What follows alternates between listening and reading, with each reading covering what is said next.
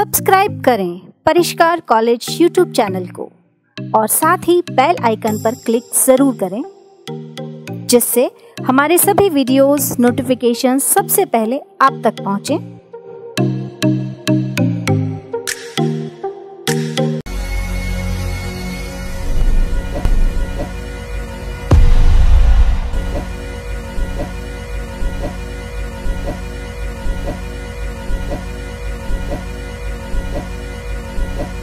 नमस्कार, परिष्कार college of global excellence की ऑनलाइन क्लासेस में आपका हार्दिक स्वागत है। मैं Ankita Sharma from department of mathematics. तो स्टूडेंट्स, आज हम हमारे अमूर्त बीजगणित एब्स्ट्रैक्ट अलजेब्रा का 4th लेक्चर शुरू करने जा रहे हैं। लेक्चर शुरू करने से पहले मैं आपसे एक इम्पोर्टेंट बात शेयर करना चाहती हूँ कि स्टूडेंट्स, हमारा यूट्यूब के ऊपर परिष्कार वर्ल्ड के नाम से एक चैनल है और उस चैनल के ऊपर आपको बहुत ही बेहतरीन कंपटीशन एग्जाम से रिलेटेड वीडियोस अपलोड किए गए हैं और समय समय पे वीडियोस अपलोड करते भी जा रहे हैं।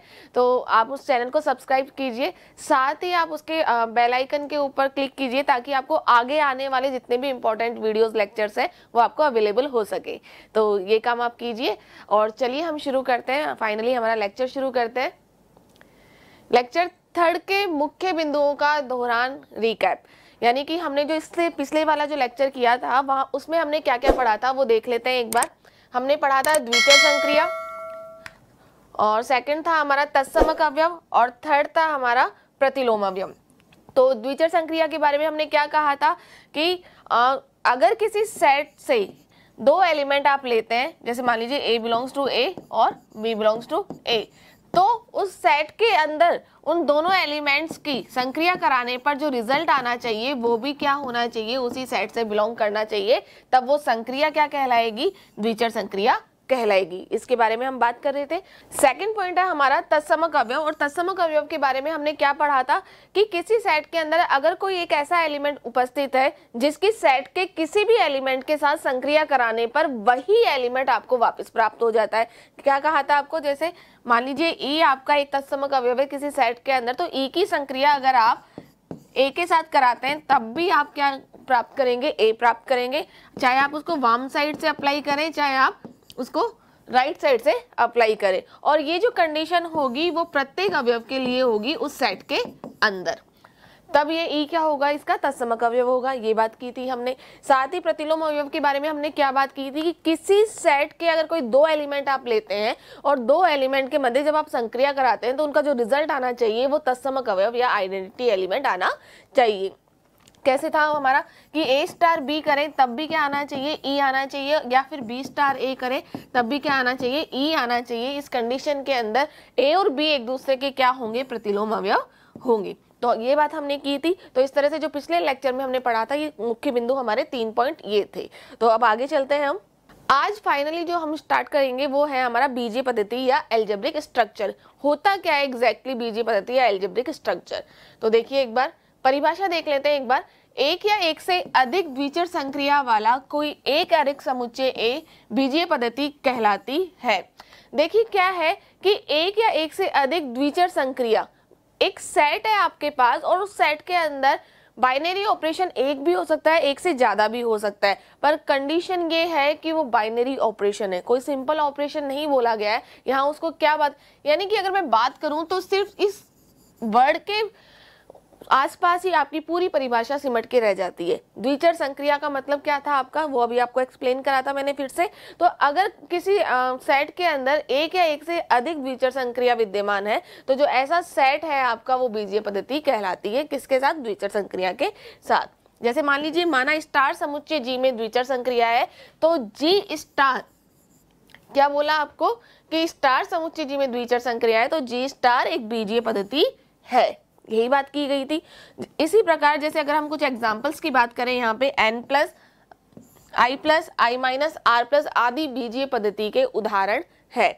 कौन कौन से एग्जांपल लिए हमने, n प्लस मतलब प्राकृत संख्याओं के समुच्चय की अगर हम बात करें, और प्लस के बारे में हमने बात की थी कि प्राकृत संख्याओं के समुच्चय के अंदर जो योग संक्रिया है वो कैसी है, द्विचर संक्रिया है। तो अगर आप उसको इस फॉर्म में लिखते हैं तो ये जो आपको फॉर्म मिली है यही क्या कहलाती है, आपकी बीजीय पद्धति कहलाती है।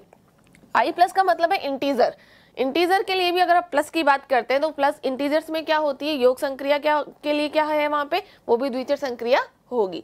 यहाँ बात करते हैं आई माइनस। आई माइनस भी आपकी एक बीजीय पद्धति होगी। क्यों? क्योंकि अगर मान लीजिए मैंने 2 - 3 करा और वो -1 की बात करते हैं, -1 आएगा, वो भी किस में आएगा, आपका आई में ही आएगा। जबकि आपके 2 और 3 वो भी किसके अंदर बिलोंग करते हैं, आई के अंदर ही बिलोंग करते हैं। आई फॉर इंटीजर, आप इसको जेड से भी आप लिख सकते हैं।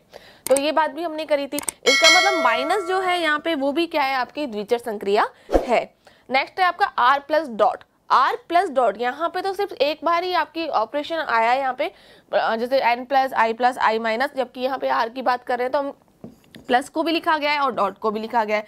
और यहाँ पे हमने क्या कहा था, एक या एक से अधिक, मतलब एक या एक से अधिक का मतलब है कि अगर आपने 2 लिखे यानी प्लस और डॉट दोनों लिखे, इसका मतलब प्लस और डॉट दोनों क्या होने चाहिए, इसके अंदर प्लस और डॉट दोनों के लिए ही बाइनरी ऑपरेशन होना चाहिए। तो आर प्लस डॉट को एक बीजीय पद्धति कहा गया। तो आपको पता होना चाहिए कि जब प्लस आर के अंदर प्लस भी क्या है, प्लस ऑपरेशन भी बाइनरी ऑपरेशन है, और आर के अंदर क्या है, डॉट भी बाइनरी ऑपरेशन है। कैसे कि आप कोई भी 2 एलिमेंट लेंगे रियल नंबर के सेट से, उन दोनों को प्लस करेंगे तो जो भी रिजल्ट आएगा वो वापस रियल नंबर के सेट में ही जाएगा। इसी प्रकार आप कोई भी 2 एलिमेंट लेंगे रियल नंबर के सेट से और उन दोनों को आपस में मल्टीप्लाई करेंगे तो जो रिजल्ट आएगा वो भी किसमें आ जाएगा, आपका रियल नंबर के सेट में ही जाएगा। तो इस प्रकार से आर प्लस डॉट भी क्या है, आपकी एक बीजीय पद्धति है। नेक्स्ट देख लेते हैं एक बार। देखिए, बीजीय पद्धति के अध्ययन को बीजगणित कहते हैं, और बीजीय पद्धतियों में सबसे सरल पद्धति क्या होती है, ग्रुप होती है, जिसे हम आगे पढ़ने वाले हैं। तो पहली बात तो ये कि अब हम जो क्यों कहा गया है हमारे अलजेब्रा इसको, क्योंकि यहाँ पे हम बीजीय पद्धति का अध्ययन करने वाले हैं, और साथ ही बीजीय पद्धति की जो सबसे छोटी इकाई जो होगी हमारे पास वो क्या होगी, ग्रुप। तो चलिए शुरुआत करते हैं हम फाइनली हमारे ग्रुप की। बीजीय पद्धति के प्रकार हम बात कर रहे हैं।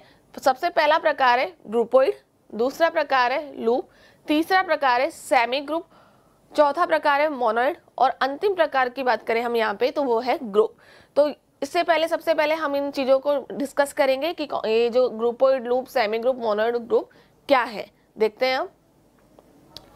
ग्रुपोइड या क्वेसी ग्रुप, यानी ग्रुपोइड एक नाम तो आपको कौन सा दे दिया गया है, ग्रुपोइड, और दूसरा इसका क्या नाम है, क्या कह सकते हैं इसे, क्वेसी ग्रुप भी से कहा जाता है। क्या परिभाषा है इसकी, देखिए, एक अरिक्त समुच्चय जी में परिभाषित एक द्विआधारी संक्रिया से सुसज्जित बीजीय निकाय ही ग्रुपोइड कहलाता है।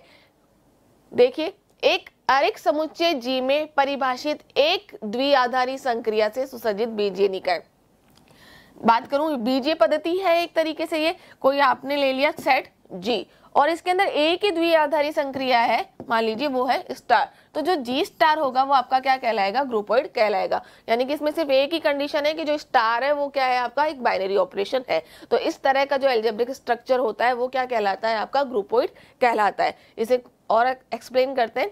अर्थात जी स्टार ग्रुपोइड होता है यदि जी स्टार के लिए समवर्त हो। स्टार के लिए समवर्त का मतलब क्या है, या तो मैं इसको कहूं कि स्टार एक द्विचर संक्रिया है, या मैं इसे कहूं कि स्टार के लिए समवर्त हो। समवर्त का मतलब वही है, 2 एलिमेंट लेंगे, उसके मध्य स्टार संक्रिया लगाएंगे, रिजल्ट आना किसमें चाहिए, उसी सेट का आना चाहिए, तब स्टार क्या हो जाएगा, उसके लिए समवर्त हो जाएगा। तो इस तरह से वही बात है कि इसे जी स्टार से व्यक्त करते हैं। तो ग्रुपोइड के लिए कितनी प्रॉपर्टी होनी चाहिए, सिर्फ एक प्रॉपर्टी होनी चाहिए कि जो स्टार ऑपरेशन है उसके अंदर वो कैसा होना चाहिए, बाइनरी ऑपरेशन होना चाहिए। देखिए, अब इसके कुछ एग्जांपल्स देखते हैं एक बार हम। n plus Z minus Q गुणा आदि, यानी अभी हमने बात करी थी n प्लस, ये आपका ग्रुपोइड बनेगा या नहीं बनेगा, ये एल्जेब्रिक स्ट्रक्चर भी था हमारा। प्लस के लिए क्या होना चाहिए, प्लस बाइनरी ऑपरेशन होना चाहिए, जो कि मैंने बताया था आपको पिछले लेक्चर्स में भी बताया था। तो ये ग्रुपोइड भी बनेगा। वही चीज जेड माइनस की, अभी पिछले मैंने आपको स्लाइड पे बताया था कि जो माइनस के लिए भी क्या है, द्विचर संक्रिया है यहाँ पे ये, तो जेड माइनस भी क्या बनेगा, आपका ग्रुपोइड बनेगा। क्यों गुणा की बात करते हैं हम, कोई भी 2 परिमेय संख्याएं आप लेंगे और दोनों को गुणा करेंगे तो जो रिजल्ट आएगा वो भी किसमें आएगा, आपका परिमेय संख्याओं के समुच्चय में ही आएगा। तो इसका मतलब क्यों गुणा भी क्या होगा, आपका ग्रुपोइड होगा। और क्या लिखा है देखिए एक बार, ग्रुपोइड को क्वेसी ग्रुप भी कहते हैं, जो कि हम आपको शुरुआत में ही बता चुके हैं।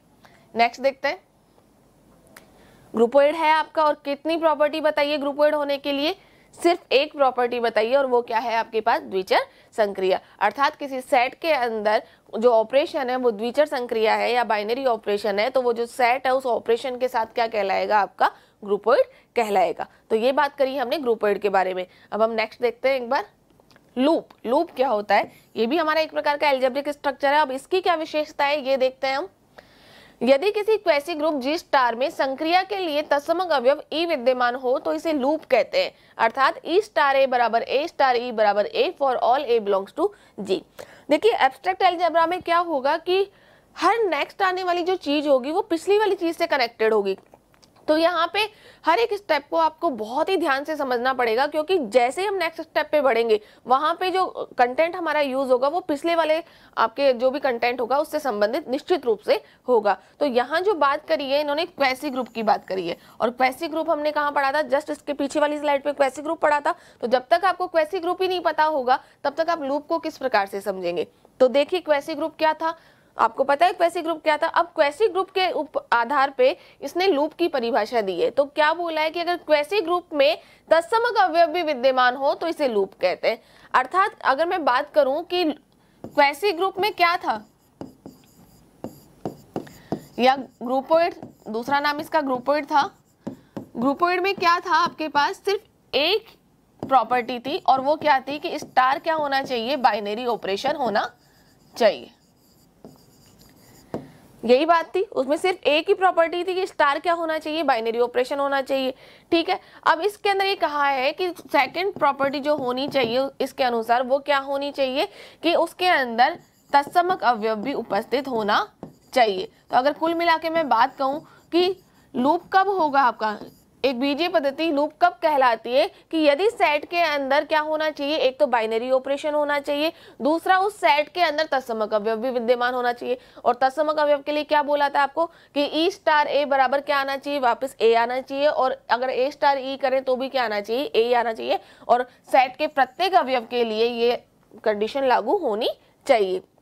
तो यही बात कही गई है यहाँ पे। अब इसको और एक्सप्लेन करते हैं हम थोड़ा सा आगे। जैसे लूप के लिए कितनी कंडीशन है आपके पास, एक तो क्या होनी चाहिए, द्विचर संक्रिया, पहली कंडीशन आपकी, और दूसरी क्या होनी चाहिए, ई तत्समक अवयव की उपस्थिति होनी चाहिए। तो जो मेन कॉन्सेप्ट है वो तो है कि ग्रुपोइड के लिए कितनी प्रॉपर्टी थी, हमारे पास सिर्फ एक थी कि उसके अंदर स्टार क्या होना चाहिए, बाइनरी ऑपरेशन होना चाहिए। लूप के लिए कितनी कंडीशन है हमारे पास की दो होनी चाहिए कंडीशन, पहली स्टार बाइनरी ऑपरेशन होना चाहिए और दूसरा तत्समक अवयव उपस्थित होना चाहिए। तो इसी मेन जो है हमारा कॉन्सेप्ट वो तो ये है, और इसी परिभाषा को आपने किस तरह से लिखा है वहां पे कि क्वेसी ग्रुप के अंदर यदि तत्समक अवयव उपस्थित हो तो ऐसी बीजीय पद्धति क्या कहलाएगी, आपकी लूप कहलाएगी। तो वैसे भी लिखा जा सकता है, और जो मेन है उसका जो कॉन्सेप्ट वो ये है आपके सामने। नेक्स्ट है हमारा सेमी ग्रुप या सेमी समूह। इसका देखते हैं एक बार। एक अरिक्त समुच्चय जी में परिभाषित एक द्विआधारी संक्रिया स्टार के बीजीय निकाय जी स्टार को सेमी समूह कहते हैं यदि इसकी संक्रिया स्टार सहचारी हो। अर्थात यदि bracket of a star b star c बराबर a star bracket of b star c for all a b c belongs to G. अब क्या बोला गया है, एक एक शब्द को पकड़ेंगे हम, यहाँ पे कीवर्ड्स को पकड़ेंगे। एक अरिक्त समुच्चय जी में परिभाषित एक द्विआधारी संक्रिया, देखिए पहली कंडीशन उसने कह दी, एक द्विआधारी संक्रिया के बीजीय निकाय या फिर एल्जेब्रिक स्ट्रक्चर को सेमी समूह कहते हैं यदि इसमें संक्रिया कैसी हो, आपके पास सहचारी हो। तो अगर कुल मिला के अगर मैं बात कहूं तो इसने यहाँ पे दो प्रॉपर्टी हमें मेंशन कर दी कि आप कोई भी जो जी स्टार है एल्जेब्रिक स्ट्रक्चर, इसे आप सेमी समूह कहेंगे यदि दो इसमें प्रॉपर्टी लागू हो रही है। पहली प्रॉपर्टी कौन सी है इसके अंदर, इसकी पहली प्रॉपर्टी है कि जो स्टार है वो क्या होना चाहिए, बाइनरी ऑपरेशन होना चाहिए। और दूसरी प्रॉपर्टी क्या है कि जो संक्रिया है आपकी स्टार वो सहचारी भी होनी चाहिए। सहचारी के लिए भी हम और एक्सप्लेन करेंगे इसको अच्छे से, हमने पिछले लेक्चर में भी सहचारी को एक्सप्लेन किया था। और सहचारी का मतलब क्या है, a star b star c, a star bracket of b star c होना चाहिए for all a b c belongs to G. यही बात थी। तो ये दोनों प्रॉपर्टी अगर आपके किसी एल्जेब्रिक स्ट्रक्चर के अंदर है तो वह एल्जेब्रिक स्ट्रक्चर क्या कहलाएगा, आपका सेमी ग्रुप कहलाएगा। देखिए अब इसको एग्जांपल से देखते हैं। बीजीय निकाय n प्लस जेड गुणा Q गुणा आदि सेमी समूह है, जबकि Z माइनस बीजीय पद्धति तो है परंतु सेमी ग्रुप पद्धति नहीं है क्योंकि व्यवकलन सहचारी नहीं है। इसे बहुत ध्यान से समझे इस कॉन्सेप्ट को।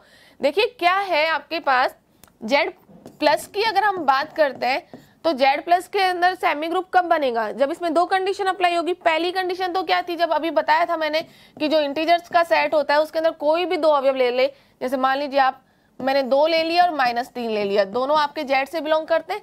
अब दोनों को जब मैंने प्लस किया तो मुझे क्या मिला, 2 प्लस ऑफ -3 बराबर मिलता है मुझे -1। अब -1 किस में जा रहा है, वापस Z के अंदर जा रहा है। इसका मतलब मैं किसी भी अवयव के कोई भी दो अवयव लेती हूँ और उनके अंदर प्लस करती हूँ तो जो भी रिजल्ट मिलने वाला है वो वापस किसके अंदर जाएगा, Z में जाएगा। तो जो प्लस ऑपरेशन है वो बाइनरी ऑपरेशन तो है, पहली कंडीशन इसने फुलफिल कर दी। दूसरी कंडीशन क्या है कि जो प्लस ऑपरेशन क्या होना चाहिए, एसोसिएटिव होना चाहिए, यानी सहचारी होना चाहिए। और एसोसिएटिव की कंडीशन क्या थी आपके पास, bracket of A star B star C equal to A star bracket of B star C, यही था।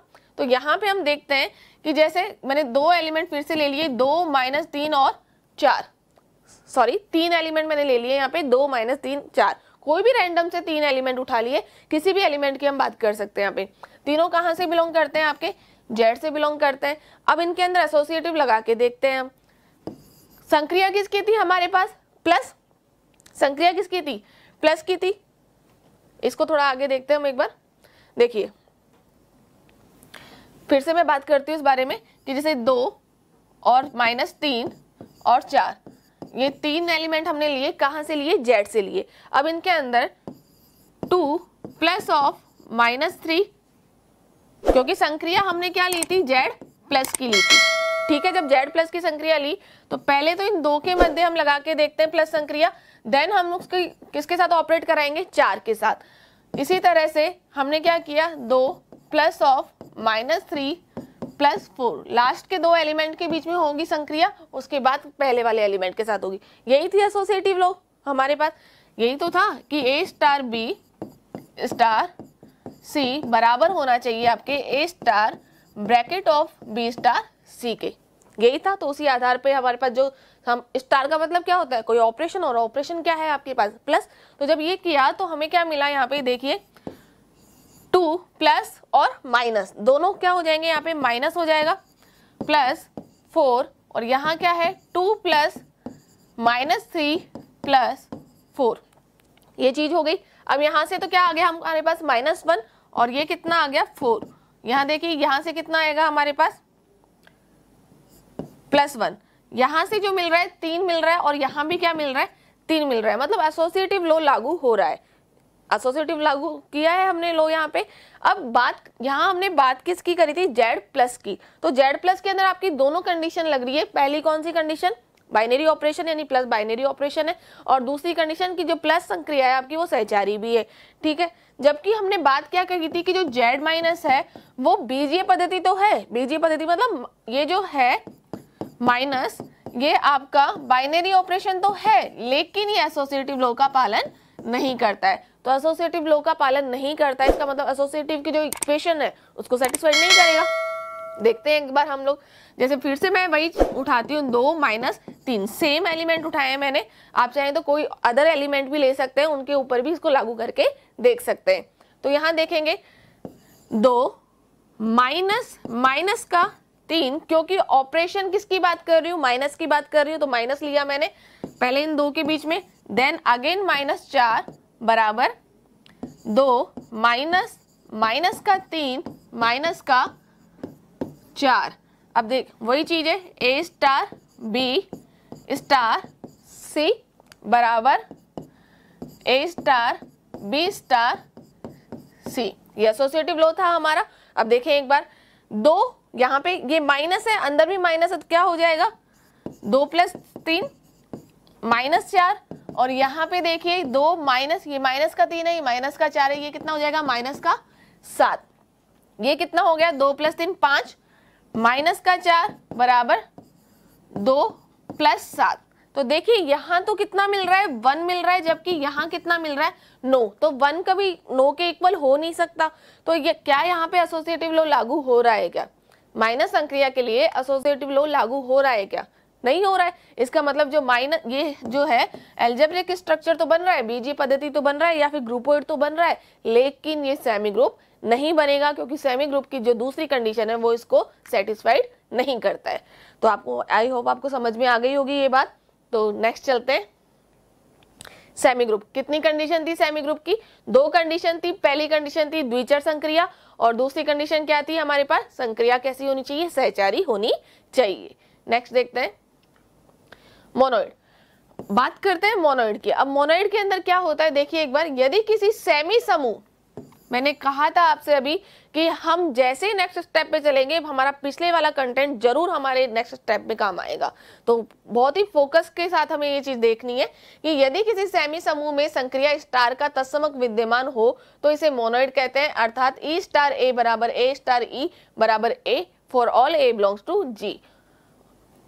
देखिए अभी बात कर क्या डेफिनेशन में क्या कहा गया है कि पहली कंडीशन, यानी कि एक बात कहूं तो ये सेमी समूह तो है, एक परिभाषा तो ये है इसकी कि सेमी समूह के अंदर अगर आप तत्समक अवयव को और ऐड कर दें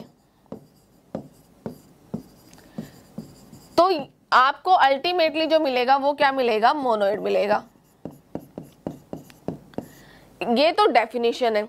सेमी समूह के अंदर अगर तत्समक अवयव और विद्यमान हो तो ये क्या है? आपका मोनोइड बन जाएगा। और सेमी ग्रुप में कितनी प्रॉपर्टी थी? सेमी ग्रुप में आपके पास 2 प्रॉपर्टी थी। कौन कौन सी थी?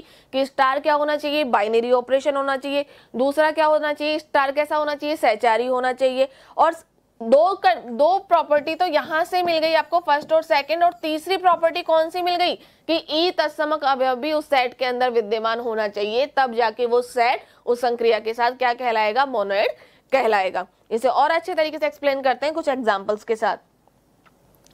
सेमी समूह n गुणा एक मोनोइड है क्योंकि n में गुणा का तत्समक अवयव 1 विद्यमान है, परंतु सेमी समूह n प्लस ऐसा नहीं है क्योंकि n में योज्य तत्समक 0 विद्यमान नहीं है। इस एग्जाम्पल को हम इस तरह से एक्सप्लेन करते हैं, n प्लस और n गुणा, दोनों एल्जेब्रिक स्ट्रक्चर है हमारे पास यहाँ पे। और एल्जेब्रिक स्ट्रक्चर के लिए क्या कहा था आपको कि जो प्लस और गुणा है वो दोनों क्या है? आपके पास बाइनरी ऑपरेशन होना चाहिए। तो पहली कंडीशन अगर हम बात करते हैं, यहाँ पे प्लस क्या है? आपका बाइनरी ऑपरेशन है और गुणा क्या है? ये भी आपका बाइनरी ऑपरेशन है। और बाइनरी ऑपरेशन की कंडीशन क्या थी हमारे पास? ये देखिए कि कोई भी 2 एलिमेंट लेती हूँ, जैसे मैंने 4 और 5 लिया, तो वो क्या है आपके पास? 4 + 5 = 9। तो ये किस में जा रहा है? आपका n के अंदर ही जाएगा, जबकि 4 और 5 वो भी कहाँ के एलिमेंट है? आपके n के ही एलिमेंट है, तो प्लस बाइनरी ऑपरेशन है। इसी तरह से मान लीजिए मैंने यहाँ से लिया 2 और 3, दोनों आपके n के एलिमेंट है और दोनों को गुणा कर रहे हो, तब जो 6 आएगा वो भी कहाँ का एलिमेंट है? n का ही एलिमेंट है। तो बाइनरी ऑपरेशन तो है, मैंने कहा किसी भी एलिमेंट्स के साथ आप ये संक्रिया अप्लाई कर सकते हैं। तो ये प्लस भी बाइनरी ऑपरेशन है और गुणा भी बाइनरी ऑपरेशन है। सेकंड कंडीशन क्या थी? एसोसिएटिव की बात करी थी। तो मैं आपको बता दूं, संख्याओं के लिए जो आपकी योग संक्रिया है वो सहचारी होती है। हमेशा संख्याओं की अगर हम बात करते हैं तो संख्याओं के लिए सहचारी होती है, अर्थात कोई भी 2 एलिमेंट आपने उठा लिए, 2, 3, 4, अब दोनों के बीच में जब प्लस संक्रिया करोगे आप 2 + 3 + 4, वो बराबर किसके होनी चाहिए? 2, 3 + 4 के। तो देखिए यहाँ पे क्या है? 5, 4, 9 और इधर से भी आपको 9 ही प्राप्त होगा। तो क्या है? आपकी एसोसिएटिव है। तो प्लस क्या है? आपके सहचारी भी है। गुणा के लिए देखें हम एक बार, गुणा की अगर हम बात करते हैं तो यहाँ देखें 2 गुणा 3 गुणा 4, पहले इन 2 के बीच की बात करेंगे, 2 गुणा 3 गुणा 4। अब यहाँ कितना है? 2 × 3 = 6, 6 × 4 = 24। और यहाँ देखेंगे 2 × 4 × 3 = 12, ये भी कितना आएगा? 24। तो गुणन संक्रिया भी क्या है? आपके पास संख्याओं के अंदर एसोसिएटिव होती है। यहाँ तक क्लियर है? अब हमने कहा कि जो n+ है वो मोनोइड नहीं है, जबकि n गुणा हमारा मोनोइड है। तो यहाँ कारण तीसरी प्रॉपर्टी क्या थी? तत्समक अवयव विद्यमान होना चाहिए। अब आप ये बताइए कि जो प्लस के लिए तत्समक अवयव क्या था हमारे पास?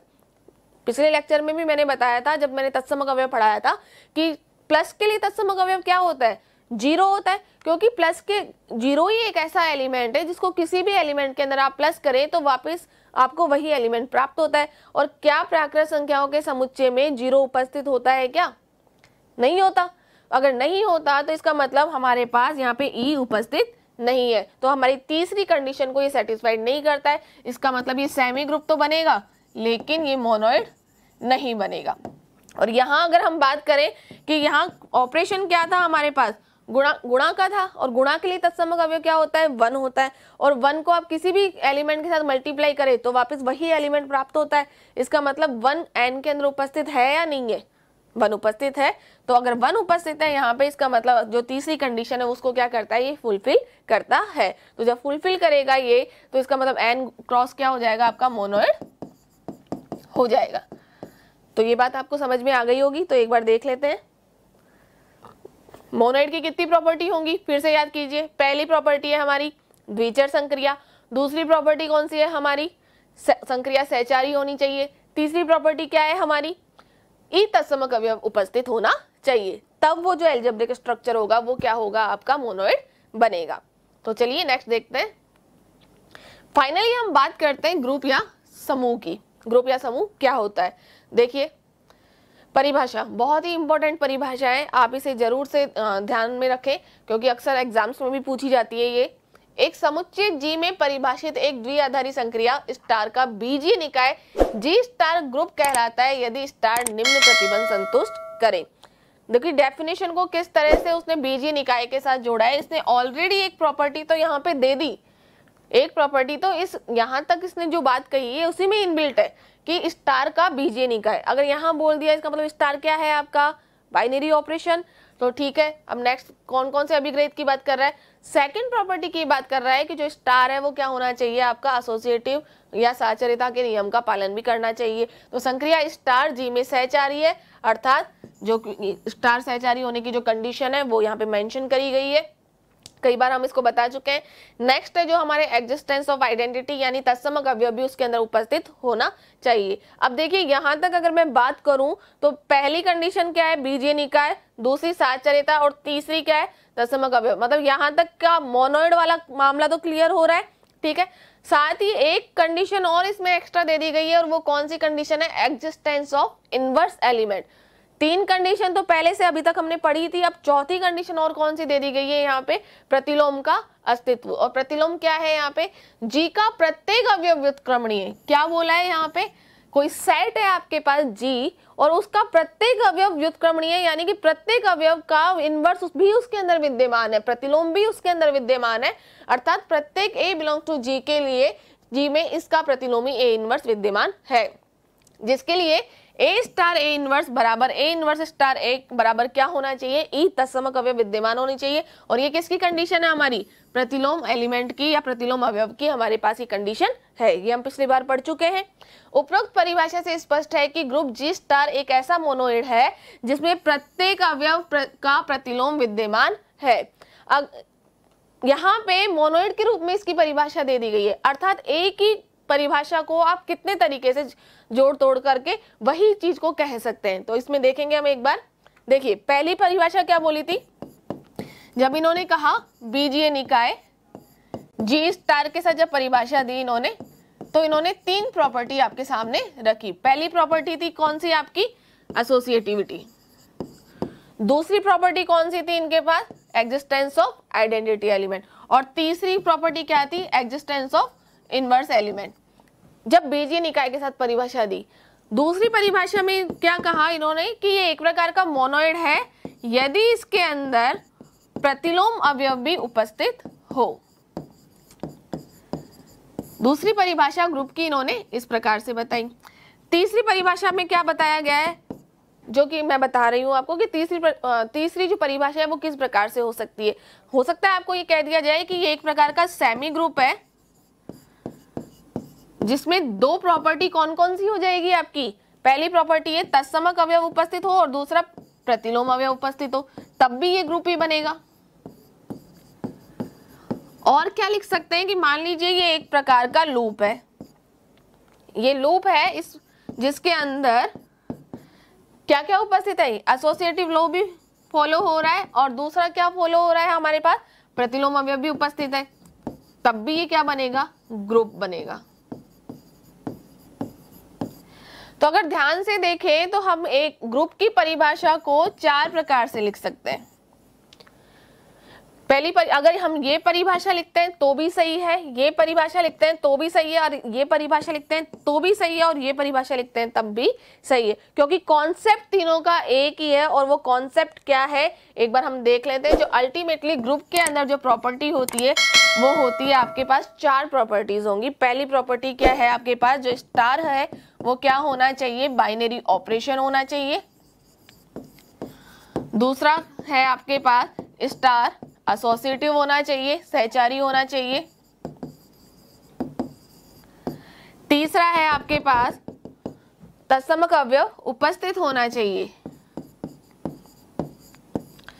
और चौथा है आपके पास प्रतिलोम अवयव उपस्थित होना चाहिए। यानी कुल मिलाकर आप एक सेट को एक संक्रिया के सापेक्ष ग्रुप कहेंगे यदि उसके अंदर ये 4 प्रॉपर्टी उपस्थित है। तो जो मेन कॉन्सेप्ट है ग्रुप का वो तो आपके सामने ये है। अब इन्हीं कॉन्सेप्ट के आधार पे वो डेफिनेशन को आप किसी भी तरीके से आप बता सकते हैं, बस आपका कॉन्सेप्ट सही होना चाहिए। तो देखिए एक बार, ग्रुप है, कितनी प्रॉपर्टी बताई थी आपको, अभी फिर से रिकॉल कीजिए। पहली है द्विचर संक्रिया, दूसरी क्या है, संक्रिया क्या होनी चाहिए, सहचारी होनी चाहिए। तीसरा क्या है, तत्समक अवयव उपस्थित होना चाहिए, और चौथा क्या है, प्रतिलोम अवयव भी उसमें उपस्थित होना चाहिए। तो इस प्रकार से हमारा फाइनली जो हम ग्रुप की जो बात कर रहे हैं, जो जिसको हम पढ़ने वाले हैं पूरे, उसके अंदर जो आधार है हमारी एब्स्ट्रैक्ट अलजेब्रा का, उसकी मेन डेफिनेशन आपके सामने ये है। तो चलिए इसको और एक्सप्लेन करते हैं। अबेलियन ग्रुप और कम्यूटेटिव ग्रुप, आबेली ग्रुप या क्रम विनिमय ग्रुप, ये किसे कहते हैं ये देखिए एक बार। यदि किसी ग्रुप जी स्टार की संक्रिया स्टार क्रम विनिमय भी हो तो इसे आबेली ग्रुप या क्रम विनिमय ग्रुप कहते हैं। समूह जी स्टार एक आबेली ग्रुप होता है यदि ग्रुप में निम्न अभिग्रहित हो। इसी डेफिनेशन को इन्होंने और किस तरह से बताया है, देखिए। कम्यूटेटिव क्रम विनिमयता A स्टार B बराबर B star A for all A B belongs to G का अगर उसमें वो लागू होता है तो वह ग्रुप क्या कहलाता है, आपका अबेलियन ग्रुप कहलाता है। इसे भी हम एक्सप्लेन करते हैं। देखिए पहली कंडीशन अगर मैं बताऊं आपको कि आपको बोला क्या गया है कि यदि किसी ग्रुप के अंदर कोई ग्रुप दिया है और अगर उस ग्रुप के अंदर कम्यूटेटिव लॉ फॉलो होता है प्रत्येक अवयव के लिए तो वो क्या बन जाएगा, आपका अबेलियन ग्रुप बन जाएगा। एक परिभाषा इसकी इस प्रकार से बताई जा सकती है। हम हर तरह से इसकी परिभाषा को डिस्कस करेंगे ताकि हमारे एग्जाम्स में हमको किसी भी तरह का कंफ्यूजन ना रहे। तो पहली परिभाषा इसकी इस प्रकार से दी जा सकती है। दूसरी परिभाषा आपको किस प्रकार से दी जा सकती है कि कोई बीजीय निकाय दे दिया आपको और बीजीय निकाय के अंदर कौन कौन सी कंडीशन लागू करें कि अबेलियन ग्रुप आ जाए। बीजीय निकाय के साथ क्या होगा, आपका एसोसिएटिव लॉ होगा। दूसरा क्या होगा, आपका तत्समक अवयव उपस्थित होगा, और चौथा क्या होगा, प्रतिलोम अवयव उपस्थित होगा। पांचवा क्या होगा, कम्यूटेटिव लॉ, क्रम विनिमयता के नियम का पालन भी होगा। तब भी क्या बनेगा, आपका अबेलियन ग्रुप बनेगा। और क्या परिभाषा हो सकती है इसकी, और परिभाषा हो सकती है वही चीज, सेमी ग्रुप ले लें हम। सेमी ग्रुप में क्या जोड़े हम, कितनी प्रॉपर्टी जोड़नी पड़ेगी जिससे हमको अबेलियन ग्रुप प्राप्त हो जाए। तो देखिए सेमी ग्रुप की बात करते हैं। पहले सेमी ग्रुप में कितनी प्रॉपर्टी थी, एक तो स्टार बाइनरी ऑपरेशन और दूसरा एसोसिएटिव लॉ लागू हो रहा था। अर्थात अगर हम इसमें तत्समक अवयव ऐड कर दें, साथ ही प्रतिलोम अवयव ऐड करें और कम्यूटेटिव लॉ फॉलो करें तो ये भी क्या हो जाएगा, आपका अबेलियन ग्रुप बन जाएगा। दूसरा देखते हैं हम और किस तरह से इसको लिख सकते हैं। मोनोइड की अगर हम बात करते हैं, अगर हम मोनोइड लें इसके अंदर, तो मोनोइड के अंदर कितनी प्रॉपर्टी थी हमारे पास, 3 प्रॉपर्टी थी। कौन कौन सी थी, पहली थी स्टार बाइनरी ऑपरेशन, दूसरी क्या थी हमारे पास एसोसिएटिव लॉ, और तीसरी क्या थी हमारे पास तत्समक अवयव की उपस्थिति। तीसरी ये थी। तो अब हम इसमें क्या जोड़ेंगे, प्रतिलोम अवयव और कम्यूटेटिव लॉ, तब भी ये क्या बनेगा, आबेली ग्रुप बनेगा। पांचवी की अगर हम बात करें, अब हम यहाँ देख लेते हैं एक बार लूप।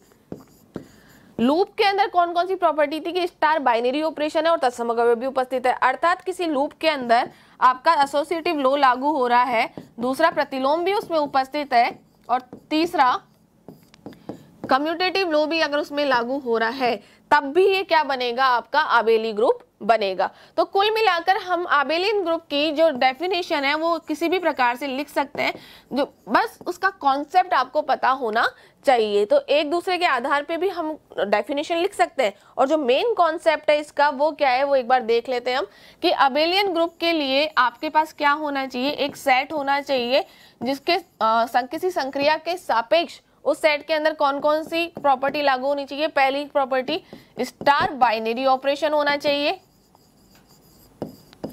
दूसरा क्या है आपके पास, स्टार एसोसिएटिव होना चाहिए। तीसरा क्या है आपके पास, तत्समक अवयव उपस्थित होना चाहिए। चौथा क्या है आपके पास, प्रतिलोम अवयव उपस्थित होना चाहिए।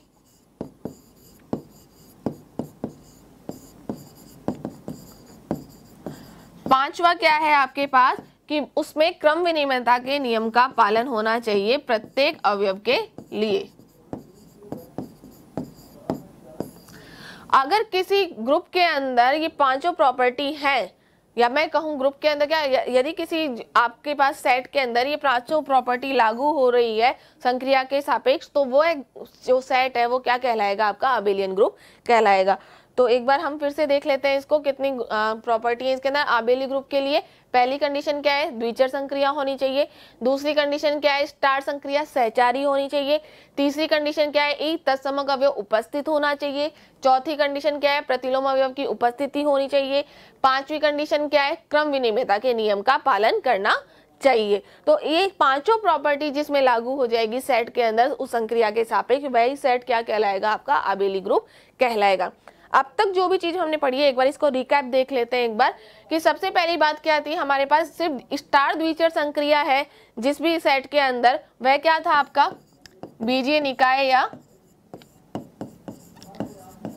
एल्जेब्रिक स्ट्रक्चर या बीजीय पद्धति।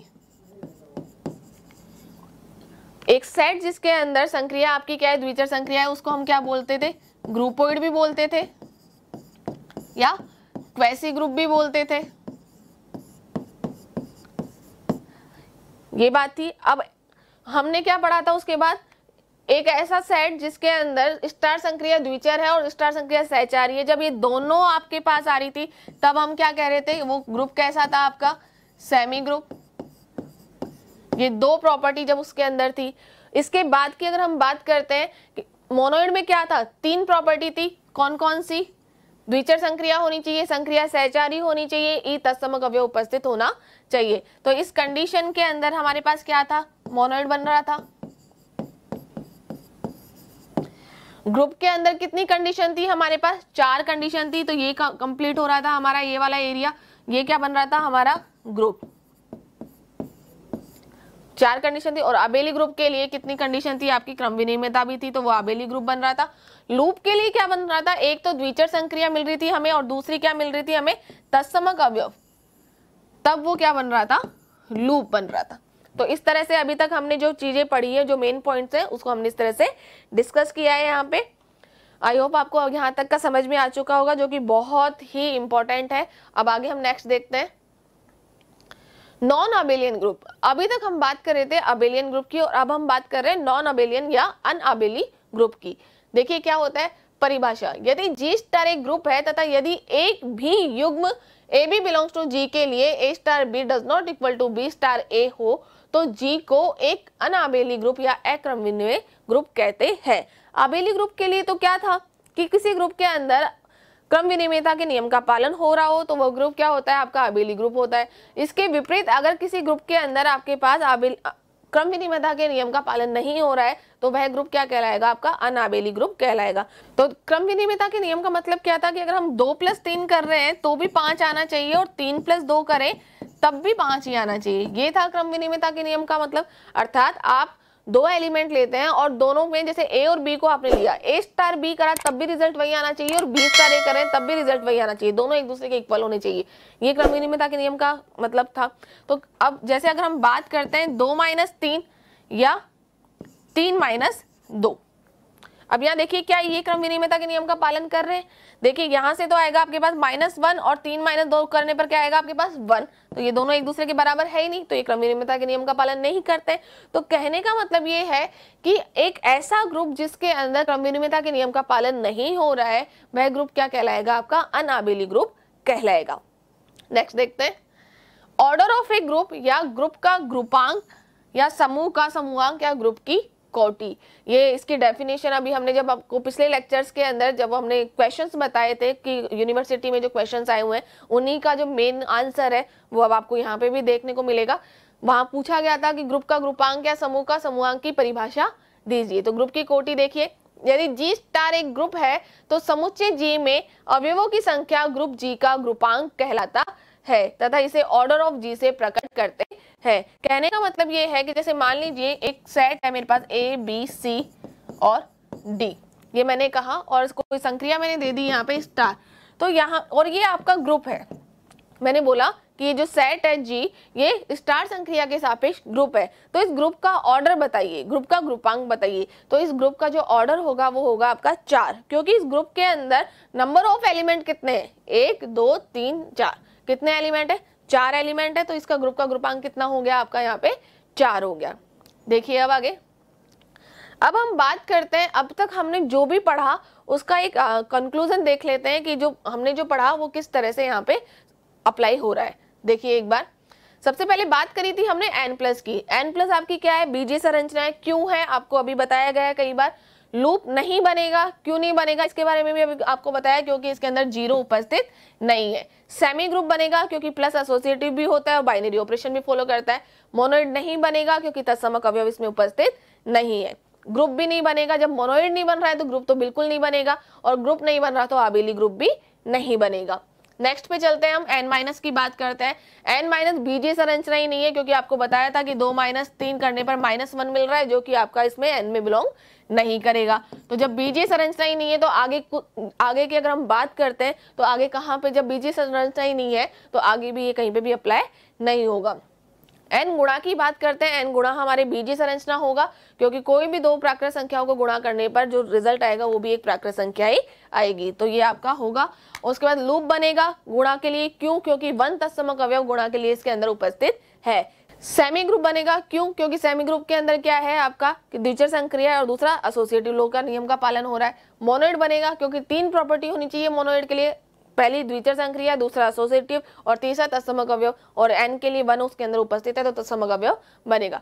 ग्रुप की बात करें, जो आपका यहाँ जो हम बात कर रहे थे n गुणा की जो बात कर रहे हैं ग्रुप की, वो आपका ग्रुप नहीं बनेगा। क्यों नहीं बनेगा, देखिए हम गुणा की बात कर रहे हैं।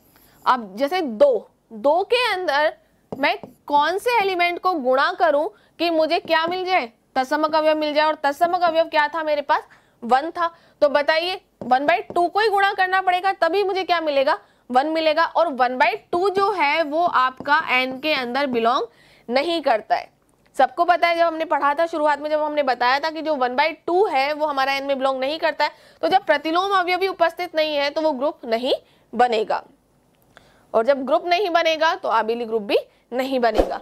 नेक्स्ट देखते हैं, n डिविजिबल की बात करते हैं। वही चीज है, बीजीय संरचना ही नहीं बन रहा है। क्यों नहीं बन रहा है, कि जब आप 3 को 2 से डिवाइड कर रहे हैं तो आपको क्या मिलता है 3/2, और 3/2 आपका n का एलिमेंट नहीं है। और कंडीशन क्या थी बीजीय संरचना होने के लिए, कि कोई भी 2 एलिमेंट लेते हैं और उनके अंदर वो ऑपरेशन लगाते हैं, तो ऑपरेशन के दौरान, ऑपरेशन के उपरांत जो रिजल्ट आना चाहिए वो क्या आना चाहिए, वो उसी सेट के अंदर आना चाहिए, जो कि यहाँ पे संभव नहीं है। इसका मतलब जो n डिविजिबल वाली बात है आपकी, वो यहाँ पे बीजीय संरचना नहीं होगी, और बीजीय संरचना यानी पहले ही पड़ाव पे अगर बीजीय संरचना ही नहीं है तो हम आगे की बात भी नहीं कर सकते। रीजन आप सबको पता है कि क्यों नहीं कर सकते। होल नंबर के लिए अगर हम बात करते हैं तो होल नंबर प्लस के लिए आपकी बीजीय संरचना बनेगा, सेम वही है यहाँ पे भी जो कॉन्सेप्ट है। लूप भी बनेगा, क्योंकि आप लूप क्यों बन रहा है, क्योंकि आपको पता है होल नंबर के अंदर 0 प्रेजेंट होता है, तो 0 प्रेजेंट होता है तो जाहिर सी बात है लूप बनेगा। सेमी ग्रुप बनेगा, मोनोइड बनेगा, ग्रुप नहीं बनेगा, आबेली ग्रुप भी नहीं बनेगा। क्यों नहीं बनेगा, क्योंकि होल नंबर के अंदर भी आपको यहाँ पे प्रतिलोम अवयव उपस्थित नहीं मिलेगा। ग्रुप के अंदर प्रतिलोम अवयव जब उपस्थित ही नहीं है तो वो ग्रुप नहीं बन सकता, क्योंकि वही 3/2 वाली बात अगर मैं करती हूँ यहाँ पे तो W के लिए भी वही चीज लागू होती है। W माइनस की बात करें, सेम n माइनस वाला कॉन्सेप्ट यहाँ पे लगेगा कि अगर 2 माइनस 3 करती हूँ मैं तो -1 मुझे मिलेगा यहाँ पे, और -1 आपका W में बिलोंग नहीं करता है, तो इसका मतलब ये बीजीय संरचना नहीं बनेगा। और जब बीजीय संरचना नहीं बनेगा तो आगे का कोई भी अलजेब्रिक स्ट्रक्चर भी ये नहीं बनेगा। नेक्स्ट हम बात करते हैं W गुणा की। W गुणा आपका क्या बनेगा, बीजीय संरचना भी बनेगा, लूप भी बनेगा, सेमी ग्रुप भी बनेगा, मोनोइड बनेगा, ग्रुप नहीं बनेगा, आबेली ग्रुप नहीं बनेगा। ये भी वही कंडीशन लागू होगी यहाँ पे भी जो n गुणा के लिए थी आपके, क्योंकि आपको यहाँ पे जैसे 2 का प्रतिलोम 1/2 आपको वहां पे उपस्थित नहीं मिलेगा। इसका मतलब ये ग्रुप भी नहीं बनेगा और आबेली ग्रुप भी नहीं बनेगा।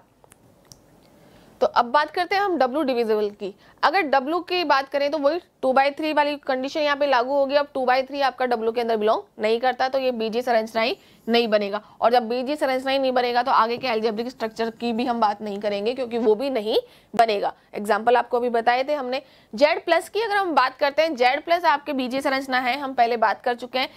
ये लूप भी बनेगा, ये सेमी ग्रुप भी बनेगा, मोनोइड भी बनेगा, ग्रुप भी बनेगा और आबेली ग्रुप भी बनेगा। तो जब ग्रुप की बात करें थे, यहाँ पे प्रतिलोम अवयव भी उपस्थित है। क्यों उपस्थित है, देखिए अगर 2 को प्लस करते हैं -2 के साथ तो हमको प्राप्त होता है 0, और यहाँ पे 2 भी आपका Z के अंदर बिलोंग करता है और -2 भी आपका Z के अंदर बिलोंग करता है, यानी 2 का प्रतिलोम आपको क्या मिलेगा, यहाँ पे -2 मिलेगा। अगर मैं यहाँ बात करूँ 5 की, तो 5 का प्रतिलोम क्या होगा, -5 जो कि Z में बिलोंग करता है। अगर मैं 5000 की बात करूँ तो 5000 का प्रतिलोम क्या होगा, यहाँ पे प्लस के लिए -5000 होगा, वो भी आपका Z के अंदर बिलोंग करेगा। तो इसका मतलब Z+ के लिए ग्रुप बनाएगा। इसी प्रकार प्लस के लिए क्रम विनिमयता के नियम का पालन भी होता है, चाहे आप 3+2 करें या 2+3 करें, आना 5 ही है, तो आबेली ग्रुप भी बनेगा। नेक्स्ट देखते हैं एक बार। Z- की मैंने बात की थी, आपके पास बीजीय संरचना तो है, जैसे कि हमने पुराने जो एग्जाम्पल्स किए थे अभी, तो Z- बीजीय संरचना तो है बट लूप नहीं है। लूप के लिए एक कंडीशन कौन सी थी एक्स्ट्रा हमारे पास, तत्समक अवयव। अब एक बात बताइए, प्लस के लिए तो 0 आपके तत्समक अवयव है, बात अगर माइनस की करती हूं तो अगर 0 -2 बराबर 2 - 0 आपका क्या 2 के बराबर होगा। देखिए यहाँ पे 0 - 2 तो क्या है आपके पास -2 आएगा, और ये कितना आएगा आपके पास 2 आएगा, तो ये दोनों एक दूसरे के बराबर है नहीं, तो 0 इसके लिए माइनस के लिए तत्समक अवयव है ही नहीं, तो यहाँ पे आपको Z- के अंदर तत्समक अवयव मिलेगा ही नहीं, तो ये आपका लूप नहीं बनेगा। ना ही ये सेमी ग्रुप बनेगा, ना ही मोनोइड बनेगा, ना ग्रुप बनेगा, ना आबेली ग्रुप बनेगा। सेमी ग्रुप क्यों नहीं बनेगा, क्योंकि मैंने आपसे कहा था जब मैंने Z- की बात बताई थी कि जो Z- है वो आपके एसोसिएटिव लॉ का पालन नहीं करता है, तो जब पालन नहीं करेगा तो सेमी ग्रुप भी नहीं बनेगा। नेक्स्ट देखते हैं, Z गुणा की बात करें, बीजीय संरचना है, डेफिनेटली है, लूप भी है क्योंकि 1 प्रेजेंट है तो लूप भी है, सेमी ग्रुप भी बनेगा और मोनोइड भी बनेगा, लेकिन ग्रुप नहीं बनेगा क्योंकि ग्रुप के लिए 2 का प्रतिलोम 1/2 Z के अंदर उपस्थित नहीं है। इसका मतलब ये ग्रुप नहीं बनेगा, और जब ग्रुप नहीं बन रहा है तो आबेली ग्रुप भी नहीं बनेगा। नेक्स्ट देखते हैं, R+ की अगर हम बात करते हैं, R+ हमारा बीजीय संरचना भी बनेगा, लूप भी बनेगा, सेमी ग्रुप भी बनेगा, मोनोइड भी बनेगा, ग्रुप भी बनेगा, आबेली ग्रुप भी बनेगा। इसका भी सेम प्रोसीजर है जो हमने Z+ के लिए अप्लाई किया था। यहाँ पे कोई भी 2 एलिमेंट आप लेंगे यहाँ पे और इनकी जिनकी भी प्रॉपर्टीज है वो लगाएंगे, वो सब इनके अंदर लागू होगी। नेक्स्ट देख लेते हैं R- बीजीय संरचना है हमारे पास, पर ये लूप नहीं मिलेगा। क्यों नहीं मिलेगा, क्योंकि यहाँ पे भी हमको माइनस के लिए कोई तत्समक अवयव प्राप्त नहीं हो रहा है, तो इसका मतलब ये लूप नहीं बनेगा।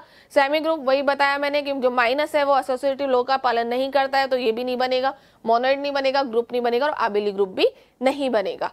तो नेक्स्ट देखते हैं हम R गुणा की अगर हम बात करते हैं, जो R गुणा है बीजीय संरचना होगा, लूप होगा, सेमी ग्रुप होगा, मोनोइड होगा, लेकिन ग्रुप नहीं बनेगा, आबेली ग्रुप भी नहीं मिलेगा। सेम कंडीशन यहाँ पे अगर हम बात करते हैं R गुणा की, हम ये क्यों नहीं मिलेगा, जबकि आपके दिमाग में क्वेश्चन ये है कि जो 1/2 है वो तो R के अंदर बिलोंग करता है, और ये क्वेश्चन आपको खुद को निकालना है कि R गुणा आपके ग्रुप क्यों नहीं बनेगा। तो ये मान लीजिए कि आपके लिए एक होमवर्क है कि आप ये समझे कि ये R गुणा आपका ग्रुप क्यों नहीं बन रहा है, जबकि 1/2 आपका R के अंदर बिलोंग करता है। तो ये हम हमारे नेक्स्ट लेक्चर में जरूर डिस्कस करेंगे इसके बारे में। तब तक आप इसके बारे में सोचिए कि R+ आपका ग्रुप क्यों नहीं बन रहा है। R डिविजिबल, वही सेम कंडीशन, R डिविजिबल भी आपका बीजीय संरचना तक भी नहीं बन रहा है, जबकि 1/2, 3/4, 5/6 ये सारे एलिमेंट आपके R डिविजिबल के अंदर बिलोंग करते हैं, फिर भी वो नहीं बन रहा है बीजीय संरचना। तो इसका भी क्या रीजन है ये आप लोग चेक करें। कॉम्प्लेक्स नंबर का जो प्लस के लिए है वो ग्रुप भी है आपका, आबेली ग्रुप भी है, और सारी अलजेब्रिक स्ट्रक्चर को फॉलो कर रहा है। सी माइनस आपका बीजीय संरचना है, लूप नहीं है। लूप क्यों नहीं है इसके अंदर ये बताइए? माइनस के लिए तो कोई तत्समक अवयव नहीं होता, तो लूप भी नहीं है। सेमी ग्रुप नहीं बनेगा, मोनोइड नहीं बनेगा, ग्रुप नहीं बनेगा, आबेली ग्रुप नहीं बनेगा। कंडीशन वही है इसके साथ भी। सी गुणन संक्रिया के लिए वही जो मैंने आर के लिए आपको पूछा था अभी कि ये ग्रुप नहीं बन रहा है, जबकि इसके अंदर 1/2 3/4 इस तरह परिमेय संख्याएं उपस्थित है, वही कंडीशन यहाँ भी। सी डिविजिबल की बात करें तो वही कंडीशन कि डिविजिबल के लिए भी एल्जेब्रिक स्ट्रक्चर भी ये क्यों नहीं बन रहा है।